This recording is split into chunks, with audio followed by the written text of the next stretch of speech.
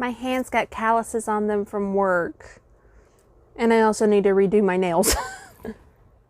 You know what also causes this? Bad writing habits.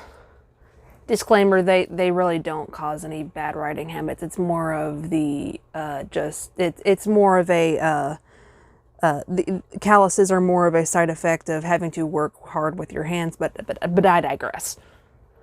Technically, I think you can also get calluses from holding a pencil all the time. I mean, I know I have one on my fingers right here. But anyway, we were talking about writing habits that I have specifically used in my writing journey. This episode is sort of dedicated to my friend Courtney, who is about to start her writing journey, and she's having a hard time trying to find time to start and also how to stick with her goals. So this video is primarily to help her and to help others out there who want to write but they don't know how to start and they don't know how to keep going and keep their motivation. This is Kat the Crow-Winged Author, and today we are talking about writing habits that you can use for your writing.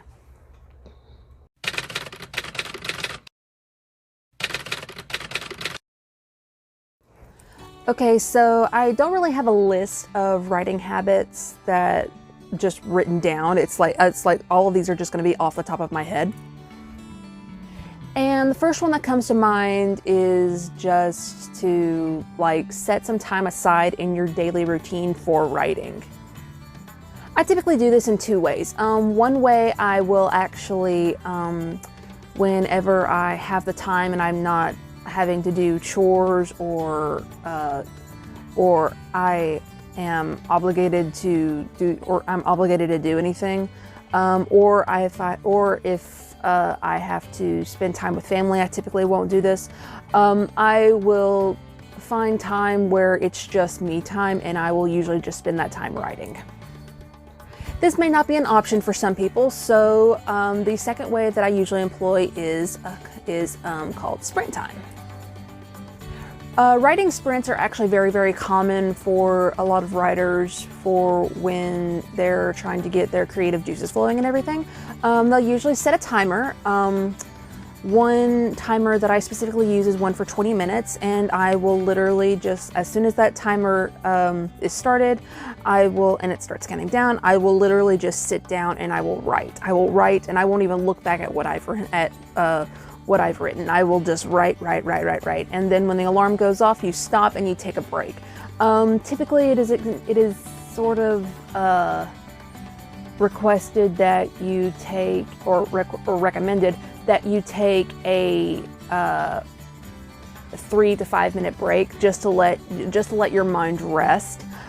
Because if you just go out and start writing tremendously, like I actually used to do, you actually do find that you burn yourself out. And as a writer who is wanting to one day be a published author or is wanting to be a full-time author as a career, you can't really do that. You don't really want that, so you have to basically, this is sort of a practice in time management. And I found that it's actually very, very helpful because one particular Saturday before the live streams and everything, I actually took an entire Saturday and literally did nothing but spent it writing. And I spent 20 minutes on like 5 different manuscripts. And I was just like, I would work on one manuscript, and then when that 20-minute timer was finished, I closed it and I went to another one, just to keep my brain activated and everything, to keep it motivated and to keep it just flourishing. I will say this, one writing habit I do not recommend is to literally have multiple writing projects and try working on them all at the same time. If you are the type to compartmentalize and you don't have a brain that goes like an entire ball of erratic wire, this may not be a good method for you. It may actually just stress you out and just make your brain shut down, and you don't want that. If you want to try it, but try something small. Try 2 or 3 at the same time. Don't go like I have, and I've actually done like 7 in one session before. Yeah, don't do that. I wouldn't even say that is for professionals. I would say that's more for crazy people at this point. And I'm as mad as a hatter. Except I don't have the hat. Another writing habit that I have is typically to actually look up writing prompts. Writing prompts are a funny way and a very effective way to get your brain into the creative process and everything. Specifically because once you read that prompt and everything, your brain is immediately trying to figure out a story to go along with that prompt. I typically go to Tumblr to look for all my story prompts and everything, and some of them actually have been quite a bit of inspiration for some writing projects. And that's typically what writing prompts are to do and everything, but some of them, it's just like, some of them are just absolutely like meme-worthy. I'll be doing another video for just like all of these hilarious writer memes that I found, and it's just, they're great. They're great. Okay, I'll do that video probably next week. I typically follow a lot of writer prompt Tumblrs or blogs on Tumblr, and that's specifically because each blog does their writing prompts differently. Some of them will actually be like photos and everything. Others will be just bodies of text. Some of them will be dialogue. Others will be just like paragraphs being like sort of like Zork and be like, you're in a forest, da da da da da, just like that. And some of them are actually written like a story and everything. And diversify how you find your writing prompts and everything. Specifically because you want that variety in case, just because you don't want to pigeonhole yourself. I'm so sorry. Pigeonhole yourself into one kind of story prompt. I'm not sure if that will make it into the final cut, but hey, if it is, it's gonna be a funny bit for everybody. Another writing habit that I have and everything is one that's not necessarily unique to just me. I know a lot of writers who actually do this, is that they keep notebooks. Copious amounts of notebooks. Notebooks. These two notebooks were gifts from my parents. One is from my dad and one is from my mom. And they are very, very good for writing down ideas that come to mind just like off the top of my head. And it's good to keep track of also writing goals and everything. I actually have in some of these extra notebooks that I've just piled in there and have stretched the leather cover out so much that that one is actually labeled writing goals and the other one is labeled for like YouTube videos and self-publishing route. Other notebooks I will use specifically to like write starter paragraphs for stories and everything. And that's a good habit for you to have, a good habit so that you know how you want a certain scene to start. You don't necessarily have to do it like I do and just keep copious amounts of notebooks. You can also use a writing app on your phone, like a notes app, or you can actually find a journaling app or something like that. It's like, you don't have to just, like I said before, pigeonhole yourself into one specific medium. I actually do a little bit of both. If I don't feel like writing, shocker, I will actually go to the notes app on my phone that I have under an art folder, and I will actually just it's just filled with story notes. I mean, like it's like each and every folder in the notes app and everything is actually labeled for a different writing project that I have. So yeah. So that's a little habit that I actually do recommend to a lot of people, is to have at least one notebook with you, and to also use your phone and to use your notes app and everything, because the integration of technology with traditional mediums like paper and pen is really, really, what's the word? Essential if you want to be a writer and everything, because you do have to, at one point or another, type out your manuscript. I'm going to steal from the Leonardo DiCaprio movie Inception for a little bit and actually talk about little good luck charms and everything. I found that having a certain item with you while you're writing actually helps to stimulate creativity. I don't know why this is, and I don't know why it works, but to me it just works. One example that I have is a necklace that you've probably actually seen me wear before. It is that of the Celtic Tree of Life, and it's actually similar to the symbol that is on the cover of my debut novel, Arborea Lux. Arborea Lux is available on Amazon. Please go check it out. I hope you enjoy it. Thank you.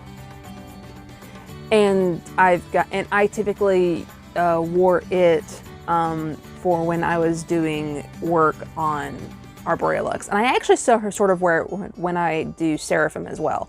But one necklace that I actually do wear for Seraphim is this Obsidian Raven medallion that I've got. I don't know when I ordered it.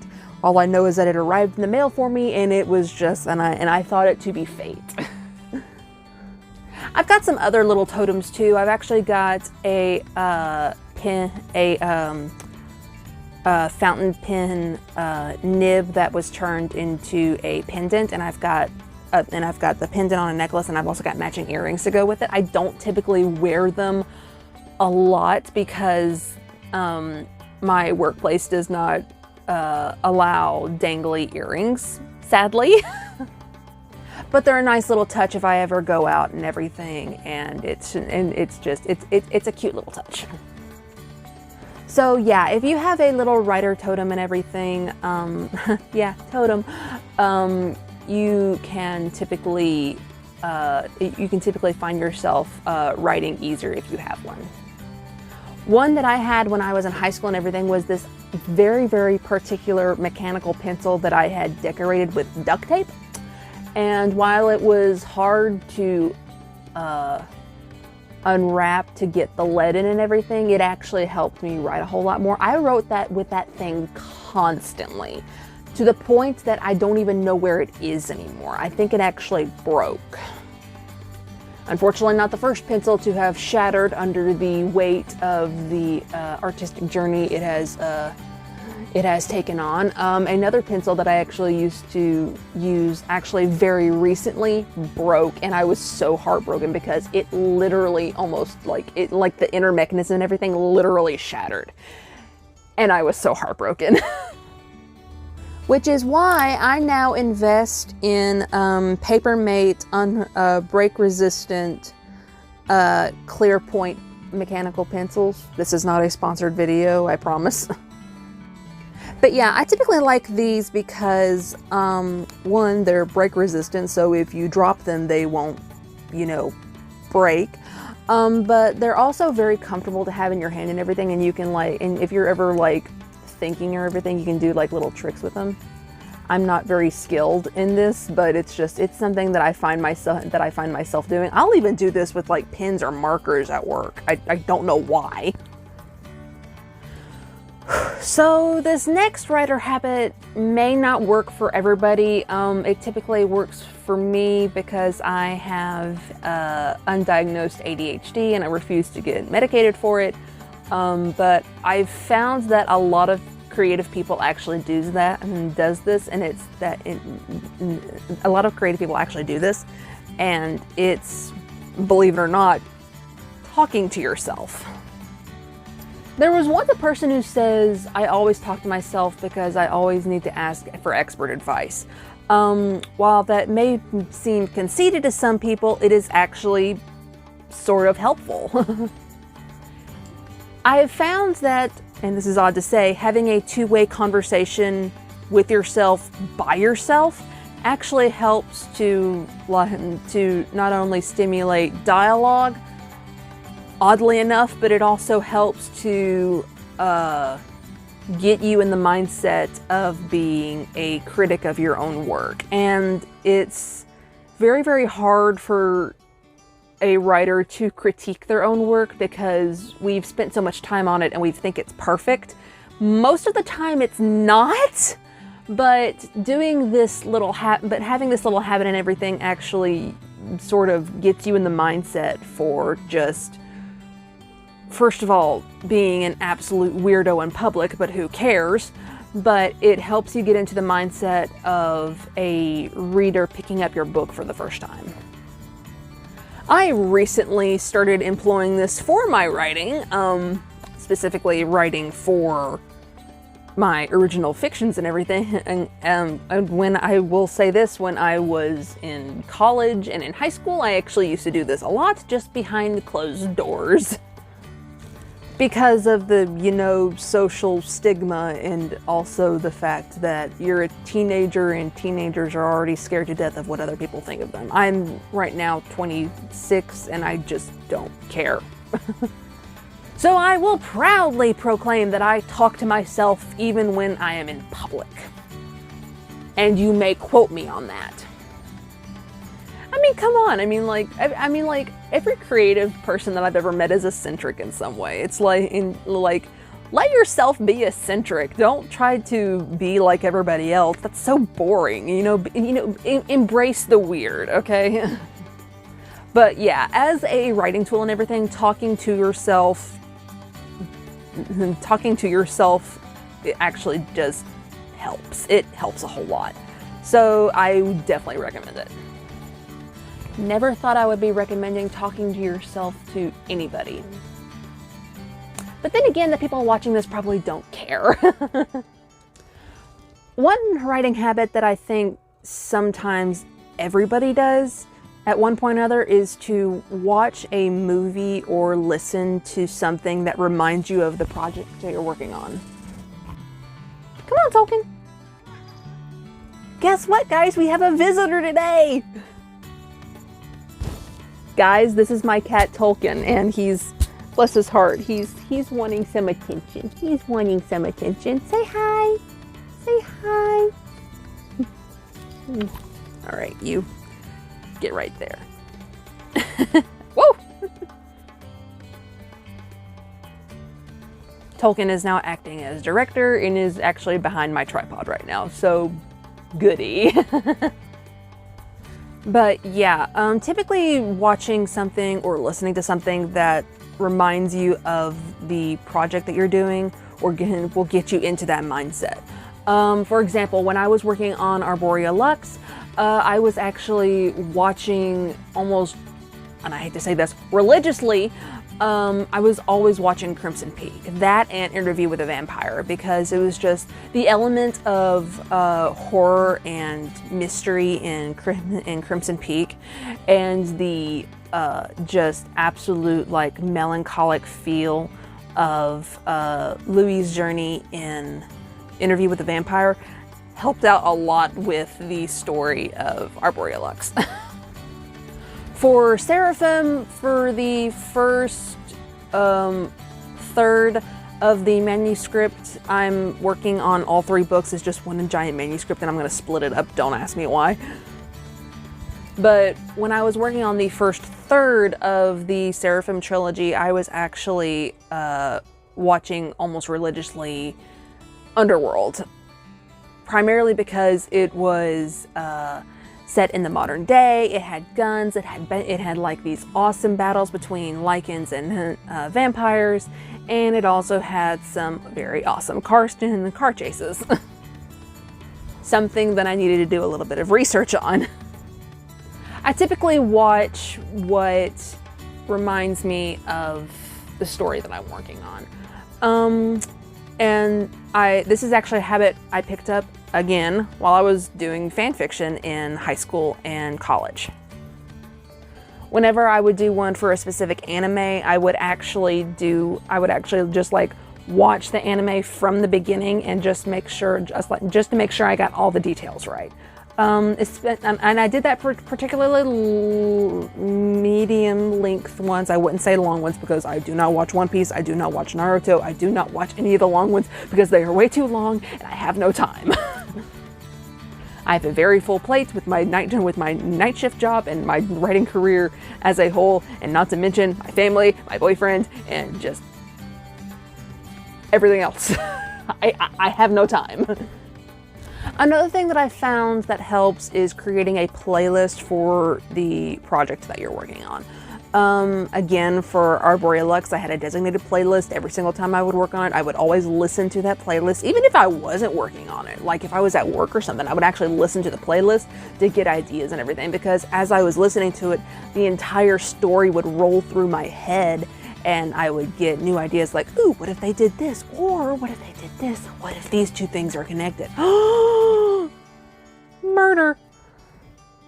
Yeah, believe it or not, that last bit actually did somewhat happen. I actually was, I was listening to the story and everything, and I was listening to my story playlist, and I was just like, I need something to sort of up the ante, you know, like create higher stakes. And I was like, oh, what about a serial killer? That's why Ephraim is singing this haunting melody, and this is why Lux is hearing this in her visions and everything.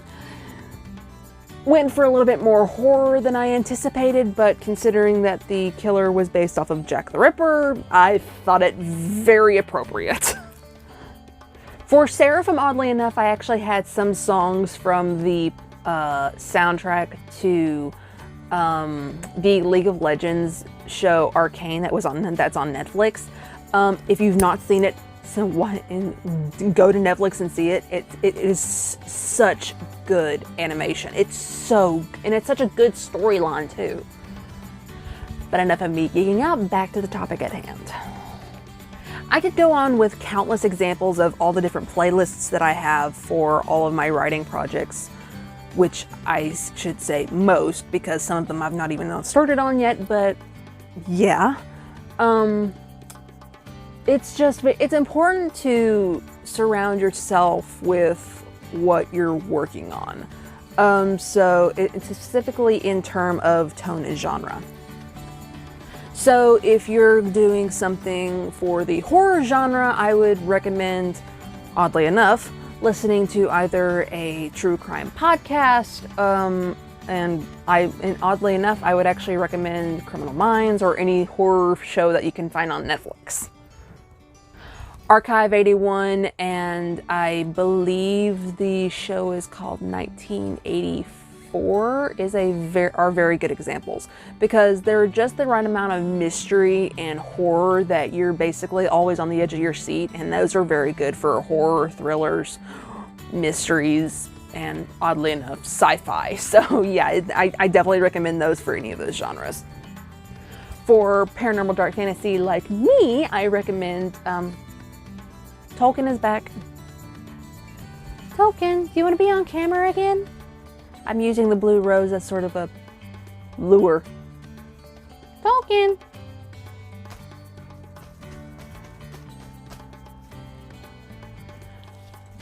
I guess that's a no. I believe I was talking about paranormal dark fantasy. For that particular genre, shows, oddly enough, like the Mortal Instruments City of Bones movie, the Shadowhunter series, Supernatural is actually a very good one for that. Anything that basically has like a just hint of the supernatural or the paranormal. I do not recommend Paranormal Activity unless you are trying to go for horror, or just like if you need inspiration for just something weird. I know that a lot of people like Paranormal Activity. I typically don't, but still it's there. There's just so much that you can work with, depending on your genre. I mean, like the entire entertainment community could probably help you out with finding what works for your genre. And so definitely when you're working on a project and everything, you need some background and you need some background noise and everything, go to a find the movie that fits what you're working with and everything. I find that it generally helps. And that is it for the writing habits that I employ for my writing career and journey. I hope you guys find some of these helpful. And if you have any writing habits that you particularly use, put them down in the comments below. I'm really interested to see what you guys do for whenever you guys write or do something creative. Thank you guys for sticking around all the way to the end of this video and watching and everything. I really hope you guys enjoyed it. My debut novel, Arborea Lux, is available on Amazon in paperback and also in ebook format. It is the paranormal dark fantasy journey of a woman who finds out that she's probably the last of her kind, and she has to traverse the social discourse of a city in order to find out what happened to the last Aster blood before her. And also there's a little bit of romance and a little bit of mystery in it, and it's just be prepared for just an epic adventure that will truly immerse you into the story.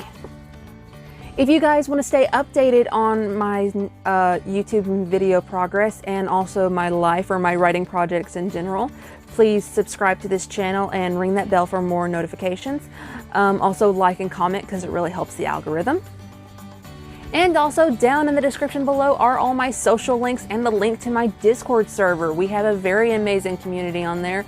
True, it's full of D&D nerds, but hey, those are probably some of the best creatives that you can come to for any writing advice, because we've all come up with our own campaigns. And some of us putting in more interesting twists on others. I hope you guys have a very wonderful day and everything, and I hope that whatever book that you pick up, that you let the world just immerse you in its story, its characters, its feels, and its definitely grungy feelings if you're in the grungy feelings, because every world has a bit of trauma drama. I just hope that you let yourself visit and escape into the worlds beyond the cover of a book. This is Kat the Crow-Winged Author here at the Magic Library, and I hope you guys enjoy the channel and the rest of your day. Bye guys.